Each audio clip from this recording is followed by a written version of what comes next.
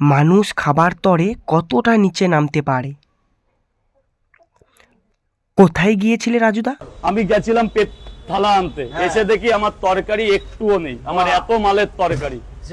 হায় হায়, সত্যিকারের?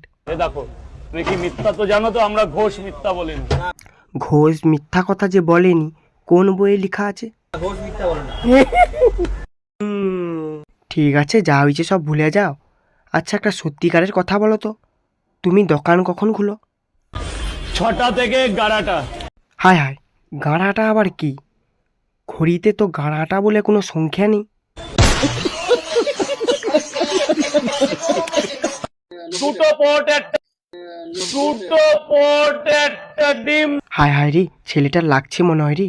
যা হোক, যা রাজুদার সঙ্গে সঙ্গে দেখে নিচ্ছে। মনে হয় কারো লাগছে টাকছে নাকি জিজ্ঞাসা করবে।